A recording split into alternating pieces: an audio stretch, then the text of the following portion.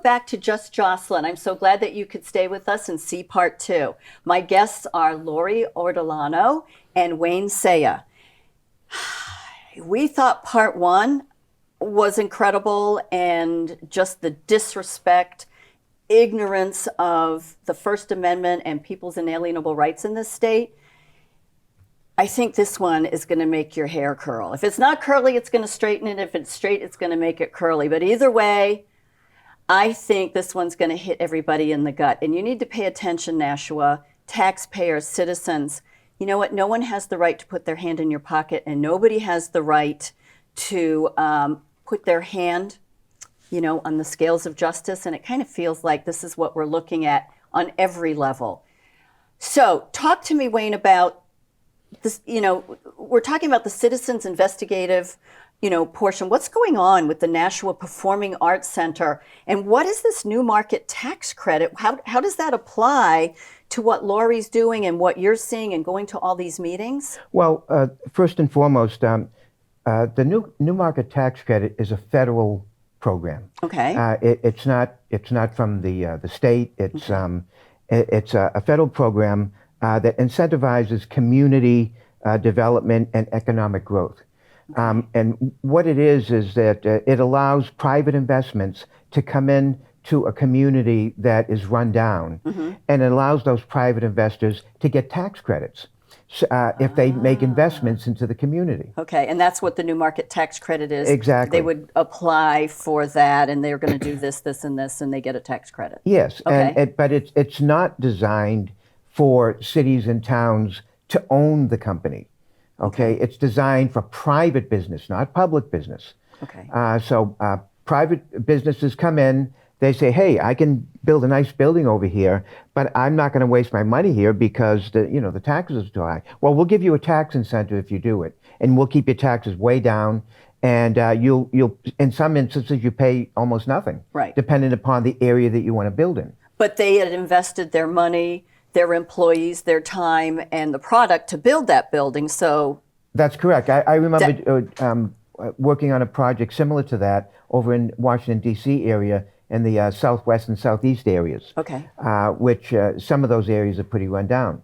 And we were going to move our business over there, and we got involved with the new market tax credit program, and the taxes just went skyrocketing right down, and it allowed us to at least look at the areas to say, well, is this where we want to build? Right, but it also helps you recoup everything you would put in to build that building, correct? Well, in a way, when you don't have to pay those taxes, right, it allows the profits that you're not making, and for you to stay, so that when the area finally gets redeveloped, now all of a sudden you're there with a nice business. Other people are coming in with their businesses. Got you. Okay. And it's designed to incentivize the whole area. Oh, nice. But here with the Art Center, when I sat down with Laurie and started going over what she was going through, I said, my goodness, I said, Laurie, and actually Laurie can explain it a lot better with regard to her situation. Okay. And if you don't hear me talk, it's because she's doing a great job. Obviously, it's always great to hear the information direct from the person involved, and you're also involved. So it's great to have the setup and where you're coming from with the knowledge of the new market tax credit, how it's supposed to be used, what it's intended for, and some question marks come up. So jump in, Laurie. How did you get involved? How did you get involved with this? So years ago, when Nashua had a performing arts center, it had a performing arts center on Court Street, and in my 30s, believe it or not, I was on the board. And I was very young. I was teaching computer classes over there and renting space, and the art center was struggling because it did not get very much money from the city at that time. There was very little city support for it. And it was a center that did not have an endowment. So, and the building itself was really difficult to maintain and heat. It was a white elephant, it was cold, a lot of glass. Making the use of whatever you could. Yeah, so it was very difficult. So I got on this board of directors, and after 3 years, we closed it down. We were not solvent. We were not able to pay our director the way we needed to. We had some debt we had to clear out. So I worked for 3 years to sort of clean up debt, and worked with a couple people on the board that were sort of the workhorse people. And we developed a plan to just shut it down because it just didn't have viability. So fast forward, 20, 25 years, and now the city, starting around 2016, 2017, wanted to bring an art center to downtown Nashua. And there was a lot of debate going on at the time initially because we had the auditorium at the Keefe Auditorium that was part of Elm Street Middle School. And there was a lot of people that wanted to see that auditorium converted into a performing arts center. Absolutely, because put it was the money huge. in there. Yeah. Right. But some of the powers that be, maybe the alderman, the mayor, they wanted to see it more centrally downtown, in the downtown area, believing Elm Street was too far away. So an initiative began to 2 blocks. 2 blocks, right. Initiative began to put it right on Main Street, and That was Alex, the old Alex's The old shoes, Alex because moves over. WSMN was right across, and I could look down at the construction. right. So Alex Shoe went up for sale when they decided to move over by Exit 8, and their longtime family business building was sold. And the city bought it for $2 million to become the Performing Arts Center. The plan was not to demolish it, but just to add a floor to it and keep the structure in place. Yeah, But- the new market tax credit, the amount of money that was requested was designed to renovate it and not build a new building. Not build from scratch. But okay. but it ended up being a scratch deal. So what happened is in 2017 they ran a ballot question. The board at that time in 2017 was a little more split, Republican Democrat. It was a split board, and they decided to put a non-binding referendum on the ballot to see what the citizens' opinion was of having an arts center. And frankly, it was like 50-50. It passed by maybe 50.5% to 49.5%. It scraped by. It scraped, maybe by 100 votes. So, and it wasn't a big voter turnout either. So, Mayor Donchis is in office, and that vote comes in split, and they come to the table and they say, "Hey, let's do a vote here, and let's see how it goes." And the board had switched to a more single party board, and they voted to move ahead and fund an art center. So they told the citizens it was going to cost $15.5 million, and that they were going to raise $4 million from the public from private donations, and that they wouldn't build it unless they had the $4 million in private donation money. That was resolution number 1 for 2018. The very first one was the construction, bonding $15.5 million to build an art center. And then by the end of 2018, the fundraising had not gone well. They really weren't getting the money. So they came back and said, at that point, we're going to add a new market tax credit into this. We're going to change it, and we're going to go after federal funds. And instead of raising $4 million from the local public and businesses, we're going to get $2.5 million from the feds. And that's right from that point right there is where things went sideways. So who, like I like to say, who's the we? Because I thought you told me, Wayne, that you just told us that it was private investors or private people, private companies that would apply for the new market tax credit to build the building. But now we've got a we. Who's the we? Well, the city of Nashua decided to make the applications as a public municipal government, which did not make them eligible for the tax credit. So they had to find an investor that was a private company to do it. So it was a weavy thing. And the way the feds set it up is they select all around the country. This money out of Washington that's designated for new market tax credits is dispersed to various banks throughout the country that are regional banks that cover certain states. And in New Hampshire, Maine, and Vermont, it's Muskoma Bank that handles the distribution of new market tax credit funds. So the city made application, I think, to more than Muskoma, to a number of them, to try and get this money to do this project. And in 2018, they thought, we're going to be pretty successful. Turned out to be very difficult. They had a tough time getting that money. And their initial thought was, we're going to get $6, $7, $8 million. We're going to get a lot of money. Well, they were only able to get 2.5. And it took until, I'm going to say, final approval came in November or October of 2020, where Muskoma finally said, we're going to give you the money. But Muskoma was going to be the investor. The bank was the investor. And so, and we hired, the city hired a new market tax credit expert. We paid him like $100,000. And then we hired a separate new market tax credit attorney out of Portland, Maine, who wasn't licensed in this state, but was representing the deal. And he came in and we paid him about $65,000. So we had our own little experts working with our attorney in the legal office and a director of economic development. And they put this plan together. And the way they pitched it, when they pitched it to the public, they never really announced this is a public-private partnership now. We have a public-private partnership, which does change the dynamics of public records, but that wasn't really announced. They held a special meeting in 2019, and they formed 2 corporations in May of 2019 that were formed under an RSA, a state statute, that said they were public entities. It was RSA 162G, and it is an RSA that fits in with this blighted community stuff. It's an RSA that allows advisory committees to form to buy parcels of land, industrial land primarily, in blighted areas and convert it into something nice and economically beneficial for the community. And Nashua has what's called a BIDA, a Business Industrial Development Authority, structured under RSA 162G. So when they had decided to do that, I was like, oh, I looked up the RSA. I said, yeah, we have a BIDA. Nashua has a BIDA. Okay, that's all public. That committee is public. The meetings are posted. All the money they spend, everything they do is public. Right. Seemed okay. So the city says, we're going to make 2 companies. One is a financing company and one is a business entity, business development entity. It's called a Qualified Area Low Income Community Business, a QALICB. Oh, okay, everything's got an acronym. I was just going to say another acronym. Right. So we needed that business, but it turns out once you did a lot of research, that business could never be public.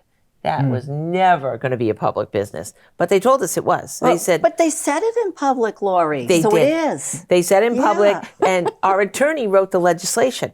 She came in with the city attorney with the legislation and said, we're forming these 2 corporations under this RSA, and they're going to be body politic public corporations. Cool. When I heard that in 2019, I thought, okay, that's public, no problem. Well, then they submit the paperwork to the state in 2020. They start holding meetings, and nothing is public. The meetings aren't posted. It's all private? It's all private. Everything's behind a curtain. Well, remember, it has to be because the new market tax credit has to be for private investors. So That's they, right. and then what they did at the very last minute, the attorney, so they finally get this new market tax credit money. It takes like 2 years, and trying to raise even 1.5 million from the community turned out to be challenging. Well, Forget look at the 4. times. Yeah. Right. Forget 4 million. We were struggling with 1.9. So they turned around and they held a meeting right before they signed all the closing documents, 3 weeks before they signed all the closing documents to do this federal deal. And the attorney hired to represent the city and the consultant went to a special Board of Aldermen meeting, and they put up a deal diagram that was not like any deal diagram we had seen. All of a sudden, there's a third company that comes into the picture, and it's called NPAC Corp. And that company is going to be this qualified area low-income community business. It's going to do exactly what the company they told the public company was going to do for 2 years. They said it was going to be public. And when they showed the picture in the board meeting, they never said to the board, this is a private company. None of your records count. Nobody's going to get information. It's going to manage the construction. It's going to own the art center. They had told us it was a public building because we put $21 million of bond money into it. Yeah. Our money went into it. And the city always said, including the mayor, this is a public building. It wasn't. It was given or sold off to a private company, and it wasn't public. And really, I believe it is a public-private partnership. Do you but they know never that we are paying a lease and we're on renting that- it back. on that building? What? The city leases a building they paid millions of dollars for. That's owned by a private company. That's correct. And the reason for that is there were loans that had to be obtained to do this deal. So for Muskoma Bank to be the investor, they wanted guarantees and they wanted leverage lending done on this. They were going to sink $7.1 million in, a total of $9.55 million, which was a $7.1 million loan from Muskoma, plus the $2.5 million tax credit. And they were sinking this into the project. And they said, hey, 201 Corp, you public corporation that formed, we need you to back us with a leveraged loan for $7.1 million, the same amount. Well, these companies the city set up obviously had no money. Correct. They had no employees. They Right. just had Well, a they board. were They were shell shell. corporate? They were shell corporations. Yes, they're shell companies. So they set up shell companies. Kind of like, the Bidens. Yes. So they set up shell companies, and they had to feed the city of Nashua. The taxpayers had to take the bond money we authorized the city to build the center with, and the bond money became a senior leveraged loan to the financing company. And the interesting part of that, as my friend Laura Calhoun and I have done, I have a partner with me, Laura Calhoun. She was a accounting person for various private businesses for 47 years. She's a real digger, and she's really good with numbers. She's in her 70s. She's really committed to like finding stuff, and she's excellent with numbers. They think, they treat her like she's a dingbat, but really she's your like secret weapon, Laura. She's very bright, and she's very good about what she writes and asks for. So Laura has been really tightly knit to this, and she helped dig out these loans and the terms of these loans. But this bond money has to be spent. There's bond resolutions. They're quite old. Bond resolutions have been around a long time, and they're very specific that the money has to be used for what the city said it had to be used. You can't, yeah. And what we're finding is when the city decided that the bond money would go to loans, it's paying all kinds of fees through these loans. Right, so it's getting chewed up. It's getting chewed up. The new market tax credit, by our estimate, we received, because these are private deals and they're done through the federal government, the transaction costs are very high. Yep, they're horrendous. Horrendous. So to get 2.44 million, it costs 1.7 million in fees. And then we're paying bond interest rate on top of that of roughly another $1 million. Almost 50%. Oh yeah, it was over. It was over 50%. It was like 65% fees. And understand that the federal government requires a yearly community benefit report Yes. to be submitted to assure that the low-income community is benefiting. And Laurie can tell you a little bit about that. Right. And So so just to let you know, so we're down to like 10 minutes, so I just Okay. want to let you know so you don't get stuck. So the benefits report has to be given to the federal government every year to show that the city is complying and improving the economic and well-being of the neighborhood by having this business there now. But they spent 1.7 or whatever that number was for fees Right. for this low, that could have done a lot more in this low my income goodness. area. I think we could have gone to organized Well, crime and you've gotten got a an better deal, really, because it's so expensive. And the board never disclosed that those were the fees. They never did a fee comparison. If they had bonded 2.5 million at interest rates of under 2%, because rates were low back then, they've gone Correct. up now, we would have had roughly $700,000 in interest rates over 30 years to pay. But instead, we took 2.44 million from the feds, and we paid roughly 1.7 in fees and consultants we had to hire and city staff time, all in, insurances we had to add for Muskoma to do the project, guarantees we were given. It was just intense. We would have been better off And the bonding. millions of dollars that were paid to benefit the community, we are now paying to lease. Yeah, so the city Wow, then that's decided insulting. we have to lease the building back to ourselves. The building we bought with our bond money and constructed, now we need to pay rent. But they don't call it rent, they say it's a distribution. Well, why are we doing this? Because those corporations that were set up, the supposed public ones, have loans they have to pay, and they don't have any money. So we pay them money so they can pay we gave them a loan for 7.1 million. We gave it to the finance company. We gave them 1% interest, so they owe us $71,000 a year. They don't have $71,000 to pay us, so we pay them $71,000, and then they pay us back $71,000. It's a wash. We're not really getting anything. A private company. losing. We're losing. You're losing. A private company owns the art center. MPAC Corp owns the art center for 7 years. The taxes on the building are like $180,000. They don't have $180,000 to pay it. So we pay rent of $180,000 on top of the $71,000 on top So of that they can turn around and pay. So they turn around and pay it back as taxes because they don't have any money. So, and then there's one loan, the loan to Muskoma Bank, which is interest at 1.344. We owe on the 9.5 million, we owe $125,000 a year to that. that doesn't get paid. We pay the rent on that, and it doesn't come back because that's going to Muskoma. That bank isn't going to pay us back. That's theirs to keep. Right. So we're actually paying a loan on top of the debt we had. Get the loan. Right, to get the loan, the bond proceeds. And they never disclosed any of that. And they set up this corporation, the public one, 3 weeks before signing all that closing paperwork, and really never told the board or public that this was happening. I think they misrepresented, used very deceptive business practices to bring this deal about. Yeah, Well, I all think it's kinds. even beyond that. I mean, ahead. From everything that, and it's not something that I'm going to say on Right. No, that's on fine. live television. But what I will say is that the Attorney General of the state needs to do something about this. Otherwise, there's going to be a time, whether it's a year from now, whether administration changes, there's going to be a time the feds are going to be involved in this. And big so time. the city government needs to take a very hard look at this. And I think they were warned about that in a meeting I attended where Laurie's husband explained to them, you need to take a look at this. They've been warned. And if they're just going to continue to turn their eyes, it no longer becomes a municipal situation where they're not liable.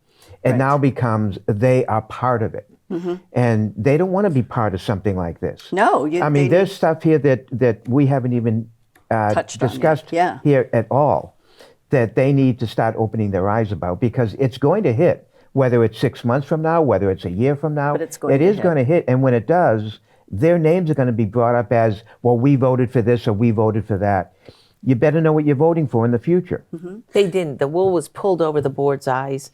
They voted on this change in 1 hour.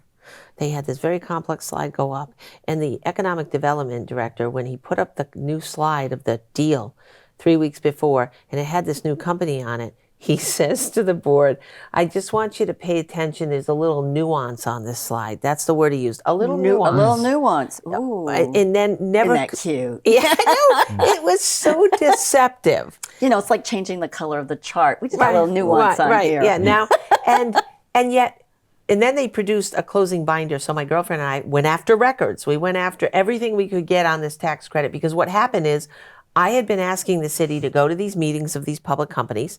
They weren't posted anywhere, and they were not speaking to me. And I finally said, are these RSA 91A compliant businesses? I mean, are they? You said they're public. And the legal office says, you're not our client. We only represent the client. I said, you wrote the legislation. You know, what did you mean by it? I don't think it's out of line to have an attorney explain what their intentions were with the legislation they wrote. And worst of all, you know, you're allowed to make mistakes. Mistakes happen. Yeah, you need to fix it. Just why wouldn't you come back and amend the legislation? As soon as I picked up on it, I fought this for 2 years. And I filed a lawsuit last August on these records and downtown barriers, everything running through this economic development office, because they were being so secretive with all the records. And they finally delivered to us a closing binder, the closing binder of all the new market tax credit documents. It's 6,000 pages long. That's the federal program. 6,000 pages? If they had bonded, we'd have a bond, covenant. We'd have some bond documents. It would be 100 pages of, bond records. That would be your deal, and you'd be done, right? Simple. Not 6,000 pages. Laura and I get a 6,000 page book. There were which so we've gone many through. intersections in the documents that have been received, and the redactions that are in there. Oh, I'm sure are they're just crazy. incredible. I mean, some of them full page redactions. Emails. And of course, Laurie found one of the redactions, a full page that was redacted, was a page they had already given her initially. Unredacted. Yeah. So last year around November, I got this email from the finance office regarding these loans, which I was really studying and looking at this money. And then I noticed, and I forgot about it.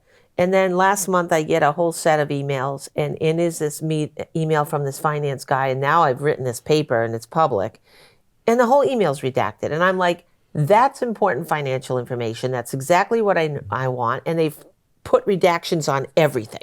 So I wrote to them and said, I think this is unacceptable.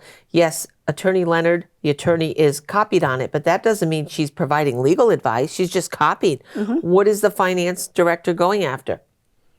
So I wrote to them and said, please consider lifting the redactions. They wrote back and said no, and they actually added some more reasons to redact. So fast forward, because of the sake of time, but I certainly will have you come back and we'll continue this and tell us where you are. Where are we right now, and where do you stand on this? What are you looking for? Well, it went up to federal agents and it went into investigative groups, all of them. Laura and I just threw it everywhere we could to see if somebody would look at it. And, the state's been disappointing about how they address these things. So I'm not certain what's going to happen. And then it went into the court, actually, because I kind of laid out, I had a bad faith claim on all of these records. And I felt a lot of the reasons why they were acting so secretive was because they didn't apply this credit correctly. So my next big thing is a right to know lawsuit going into court for a 3-day trial, December 18th, 19th, and 20th in Hillsborough County Superior Court. Wow. And can the public come to that? Yeah, the public can. All of my cases, my trials have been really quiet. It's usually Laura comes and my husband will show up for a day. Sometimes my neighbors pop in.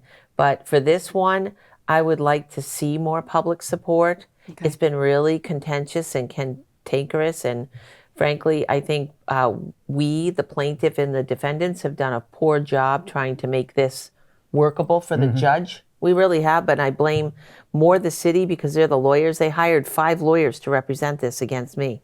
So it's a team of 5, and I'm on my own as a pro se litigant.